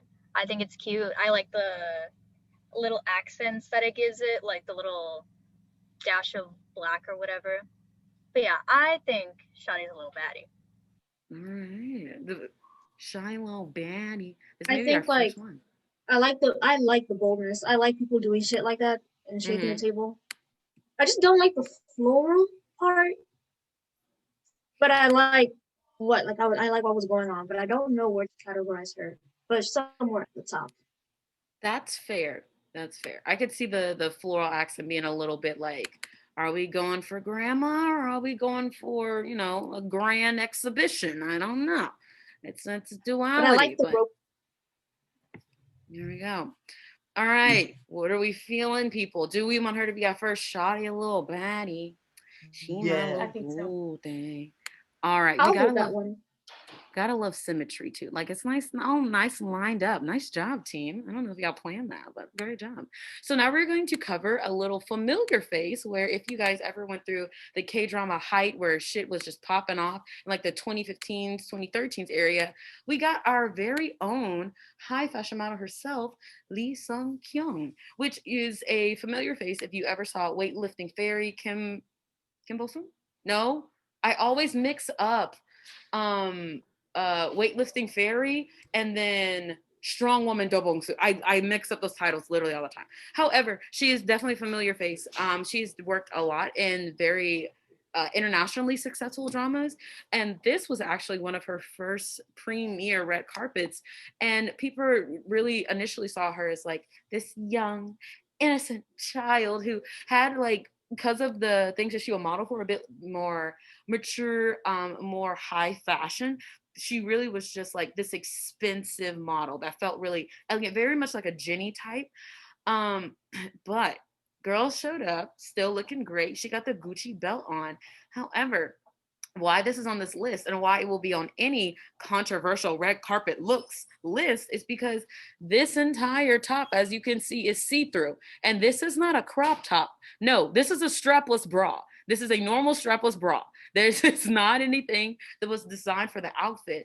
This was actually, I saw only one article said this, that this was originally like a men's top where it's like, you know, nipples out or whatever. Like the man is shirtless underneath and it's like see-through top. But she was like, I like that. So she took it and she was like, you know, we're just going to pair a strapless bra. We're going to go out and be hot because we're hot. So this is what we got. This number actually got a lot more support, namely because she was young at the time. She had really great, what Andreas and Ashlyn already went over with advertising. She had great brand recognition. People felt like she had a very youthful appearance. And the number, I mean, something could be said about like how we approach different things, but because this had more color, I feel like some people may be a little more receptive to it versus a lot of the other sexy numbers you'll see are like either black or red, which obviously this has black and red in it. But I think people really like the floral. A lot of people like the accessories that she included in the comments. People really liked the little ankle sheer stockings that she had, the Gucci belt I mentioned, and the dangly earrings. But yeah, this is completely see-through. So this was definitely a really great moment for her because it wasn't this overly sexualized thing, but she definitely stood out from the crowd. So how are y'all feeling about Lee Sung-kyung? I don't want to feel like I'm talking too much, but I'm gonna talk since no one's Julie, talking. Gucci, dude. No pun intended. I hate it, but I want it to be that she is the moment. It's not like a bad outfit. It's a good outfit. I just personally like, but I like the boldness, and it's not like it's good for a red carpet look. Like I think it should be at the top. But that's just me. All right, thank you. All right, good. I'm not a fan of the little stocking boot thingies, just me personally. But I agreed that it's not horrible. I personally would rank it myself under She Tried It, but I can also understand she is the moment. I would do I'm alive but I'm dead because I love what she was doing with like the sheer top. Like that was a moment, but she could have done something else rather than just like a plain strapless bra. We got a lot of thoughts here. I I like feel like it. pants are Conflict. just something different, something that's more boom bang pow than just the top part. I would be like, no. How are we That's- feeling? I don't know Jess, if that makes Tessa, sense. Michaela, Vivian. I gotta hear y'all's thoughts because I see you all processing, and I'm like, I gotta know the juice.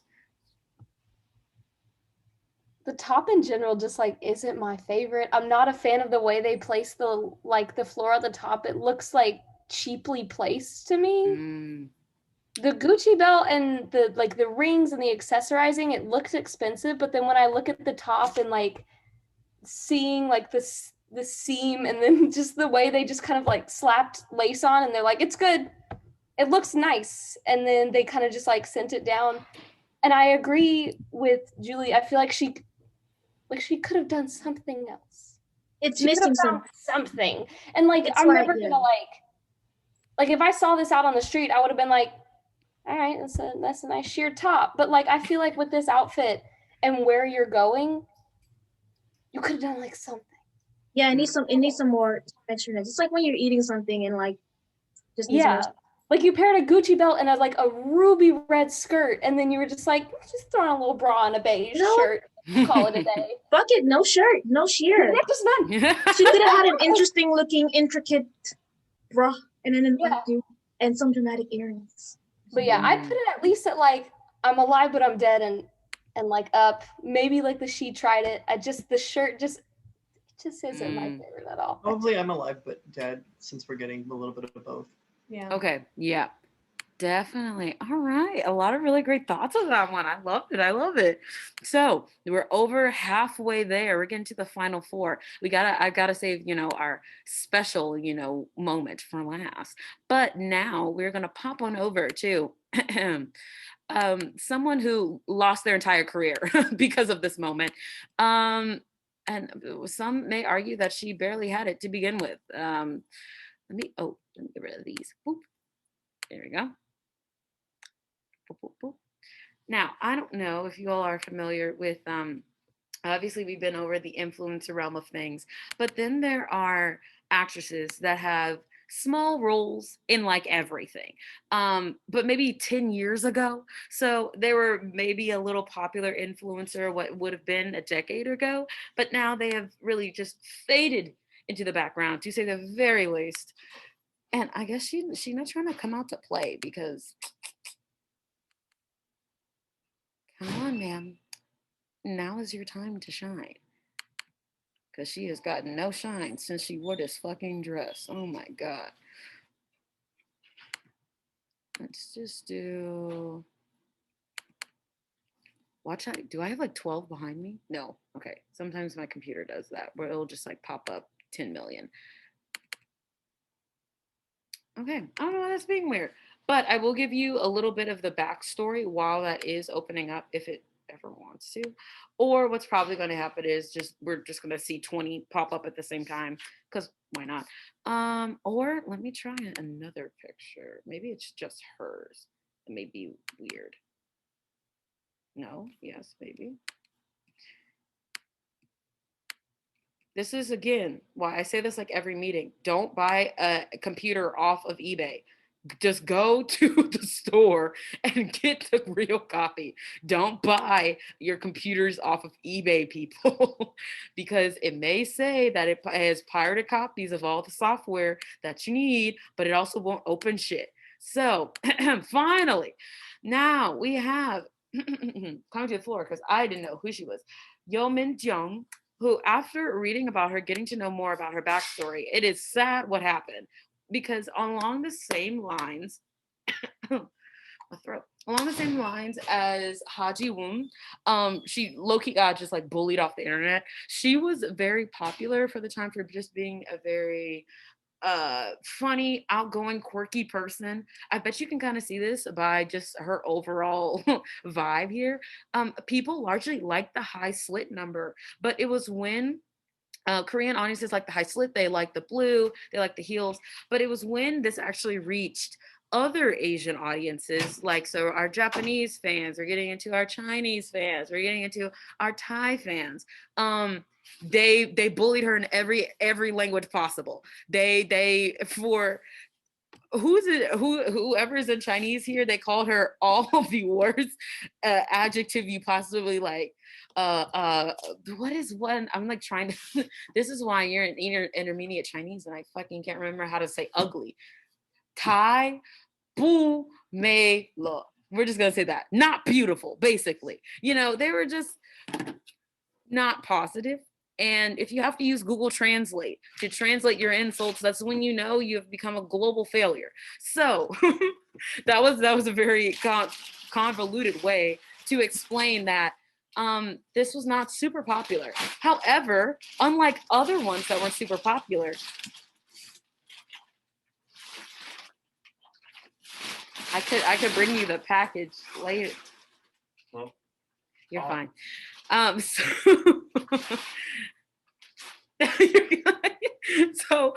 But unlike other numbers, this one was actually pretty well received by Korean audiences. God, I've been speaking for a second. So how do y'all feel about it? I think it's cute. I don't think it's bad or anything. I like I looked it. at more pictures of it. She had a whole slip. Her whole slip just came down, and I'm pretty sure that black right there is literally just her underpants. Which there's nothing wrong, you know, wear underpants underneath your garments, but like the fact that she didn't wear like dance shorts or something, she was just like, this is good. And then just the one that doesn't have the blue, the other side just went down. And then the whole thing went down, and then she didn't notice in enough time. And there's just so many pictures of it, of her just like fumbly trying to get it back up on her shoulder. I think it's nice. She definitely she looks good in it. It's a beautiful blue against her skin tone.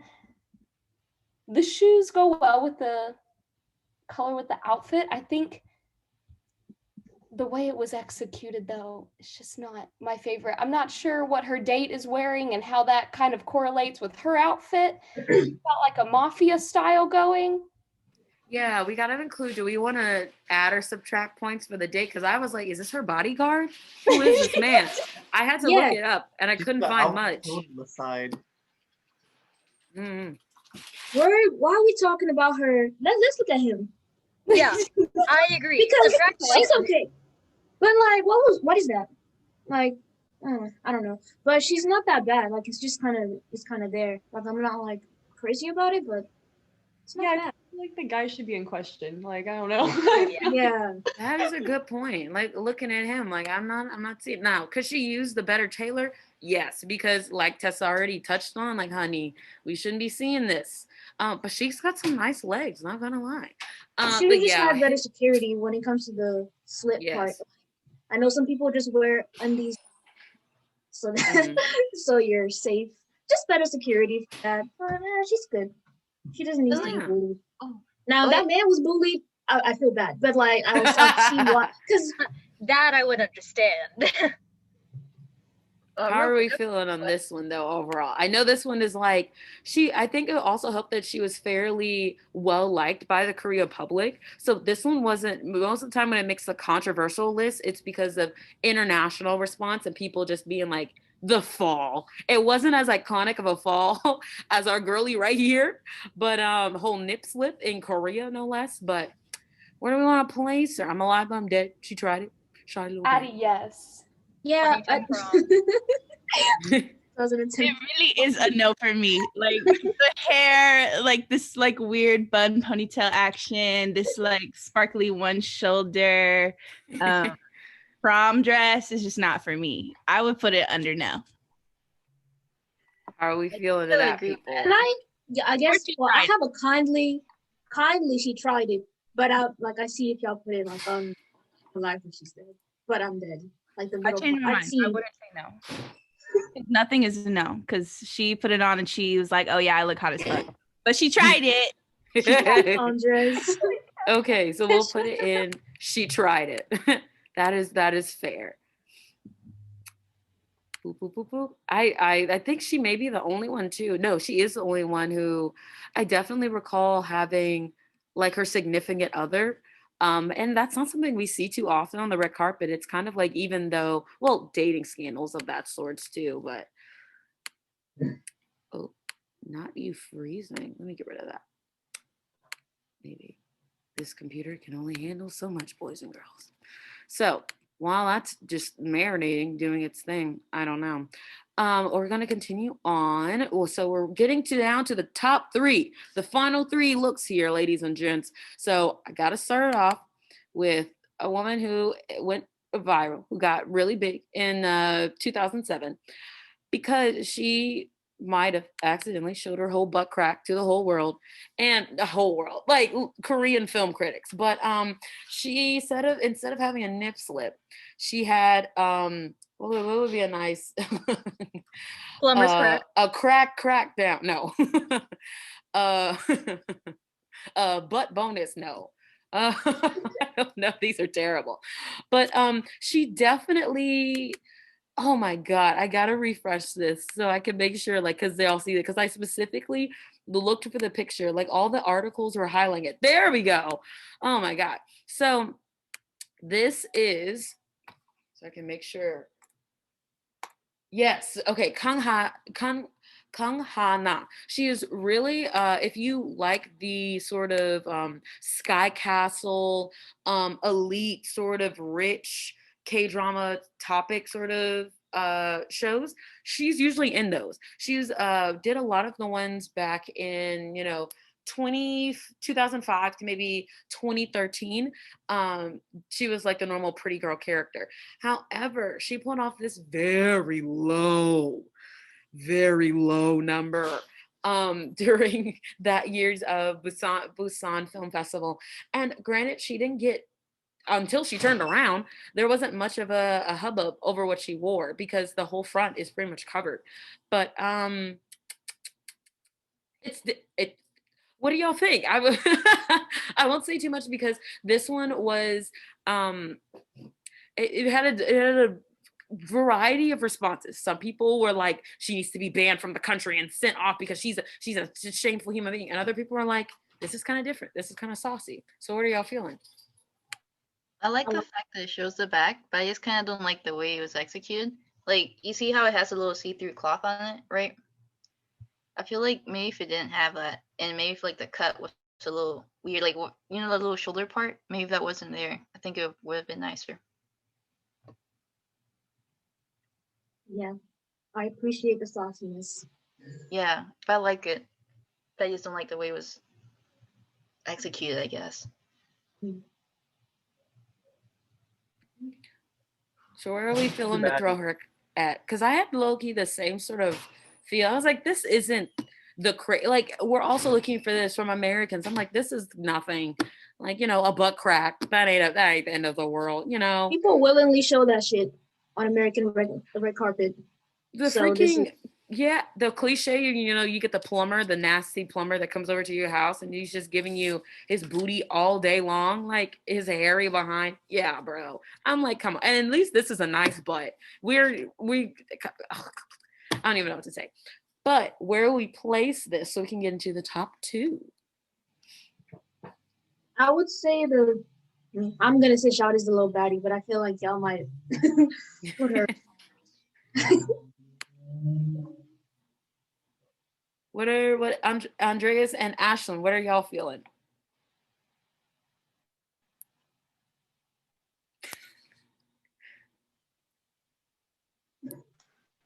Yeah, I mean, like, I think, yeah, just looking at through like a different lens, it's not as insane, but I can see the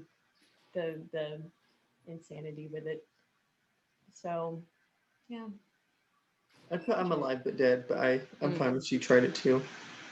Agreed. Okay. For all the like meh responses, which is totally fine. Some of these dresses just give me like, yeah. We're just gonna, I'm alive, but I'm dead. She did it, but did she do it? We'll never know. tune in next week. So now we're going to do our final two. We're going to go ahead and run through these two because they made a splash. And more than anything, they're the ones who largely popularized the trends that we're going to go, that we've talked about today. Today's entire meeting was highlighting trend setting, creativity, when it comes to the business of being successful. No matter what, whenever these women or idols in general approach fashion as a whole, you're largely also presenting an image of yourself, an image for audiences to take in. And that also is reflective of a certain business plan. So even though a lot of these women have, of course, super supportive and sexually liberated personalities, this being No Suram primarily did this as a publicity stunt. So this is number two. And not largely, if you ever see this on like controversial Korean red carpet looks, it's because she wore this and she was not invited to the event. This was for I think the 2011 Busan Film Festival, and she was not nominated. She was on any film. She was not doing anything. She had no relation there. No one knew why she was there, but she showed up and she wore this, and people dragged her to hell and back for it. But she was low-key unbothered. So I mean, she gives me, like, from what I was reading about her, very like Tana Mojo. She just likes to fuck shit up for no reason. So I think that's iconic that she wasn't even invited and she still showed up. So for just that alone, for me, she is the moment, but like a little baddie, you know? I think she's the moment for crashing it. Like, just showed up and was like, well, here I am. Literally unbothered. Yeah. I don't like it, but she is the moment because of, like, you know, first of all, she crashed it and then she caused conversation. Yeah, it's ugly. I don't like the artistic direction. I don't like the shoes. But it's an ugly dress, but her? Yeah. But the whole, yeah. Yes.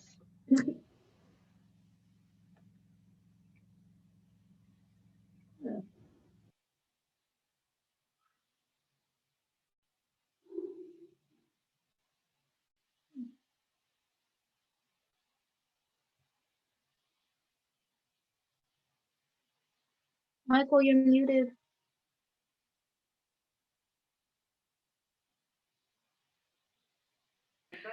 Okay, so we're on our last one. Thank you, Julie. Sorry, at desk, but we're wrapping it up. And thank you guys again so much for coming to today. We have to finish it off strong. Number one, what did you say for this one? I'm so sorry. My boss was talking to me. We were like, she is the moment, but the dress is ugly. So. Okay, so we're going to do which one? I'm alive, but I'm dead, or she tried it, or no? Oh, no, higher up. Like, oh, either really? Little baddie or she is the moment. Okay. So which one are people feeling more? I think like a little baddie, because like I don't think any of us are big fans of the dress, but like we like the notion of the crashing the event. That is the consensus. Yes.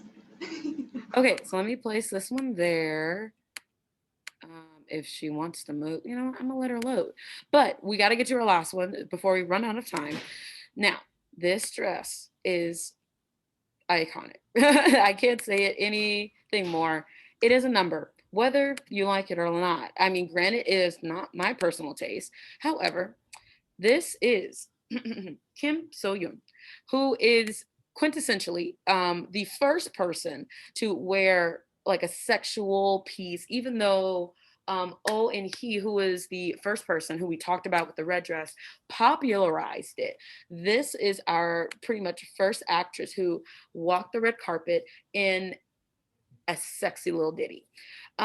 She obviously got hella backlash. However, very similar to Oh and He, she got a lot of work because of this dress. She was someone who people did not really know. She was promoting her film. This was also in, I want to say either 2006. It was pretty early on. She was also promoting her film, just minding her own business, and she just showed up in this dress. And a lot of people didn't know how to take it because there was the idea, like, if I take this picture, will it even go into a magazine? Like, will I even be able to use the footage that I'm getting? Because it is pretty provocative. And especially for the time, it was still super conservative that Korea is constantly opening up and becoming more diverse and open to different ideas and different presentations. But this was a different time. This was a different time. So a lot of people really drew criticism on the cutouts, saying that because they were in specific places, that she knew what she was doing, and that this was trying to make a statement on something, and she was just being overly sexual and doing too much. And mainly, there are different angles of this that really like highlight the amount of boobage, but there's nothing, of course, in the middle. It's very deep. There are cutouts from the sides, and then there are cutouts in the back. So she's showing a lot. But people could not stop talking about it. Like, even though a lot of times with controversies as well, we have moments where people are like, oh, I hate this, it's disgusting, da da da da da. But you're still talking about it. So everyone was talking about this dress, and she got so much work. She talked about it because she's originally from Busan too. And she said, Busan has always been home, and I felt like it's just been a lucky place for me. But nothing in my career changed or moved me forward more than that white dress. And it was also because not many people were wearing white dresses. So even if this was just a normal little moment, it would have been special because it does not happen often. So she is number one, and she will be, if you ever look up controversial Korean red carpet moments, this is what you will see as people's number one, because not only was she the first, but she continuously is highlighted. She continually talks about this moment in interviews because it was that. This was the Janet Jackson ripoff at the Super Bowl. This was the Britney and Justin Timberlake blue denim moment. This was everything. So yes. How are we feeling? I'm gonna move this over. I feel like it's Shawty a little baddie. I don't really have that much of an issue with it. I think it's okay. Yeah, it's simple. I feel the same. I'm like, yeah, I get like Greek goddess vibes kind of. The shoes are no. But yeah. I was just looking, I was like, it's nice, but why the shoes? What year did this happen in? 2006, 2007. I know it was right before the Owen He situation. Let me check. Because Owen He was 2007. She was 2007. Oh yeah, it was the same year, but it happened earlier in that year. And she said in an interview in 2013, like she's still talking about this, that it changed her life forever. So pretty big moment for a dress. Just wish the cut at the top was different. Mm-hmm. I don't know. Yeah, I agree. It was more fitted. This was definitely a different time for fashion, and like looking at even American trends in the mid 2000s, it was like loose, untailored stuff. Like you look at boys R&B groups, and everyone's stuff is like oversized and baggy. But yeah, it definitely is something special. So, but we're talking about the looks. So where are we wanting to place this little ditty? If my stuff doesn't like unhighlight, I don't know what's going on with that, but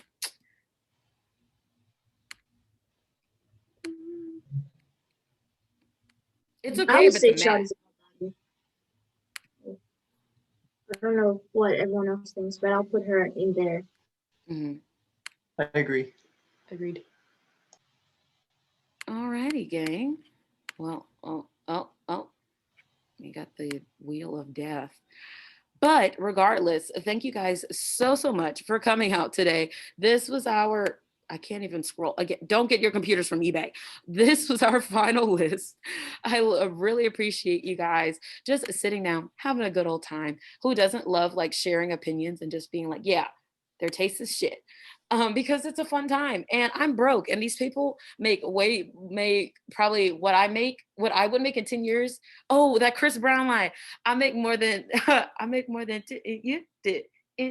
sorry, that I can't even remember the line. Anyway, the point is, regardless, I'm gonna stop sharing because my computer is breaking down.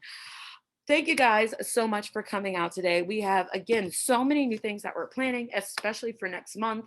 And I cannot wait to see more of you as we get out more dance videos that have already been filmed, as we get out podcast episodes, dance workshops, socials. We cannot wait to see your lovely faces more and more. And that is it. My voice hurts, but we hope you've learned something and enjoyed our fashion talk. Yay! Have a great day, gang.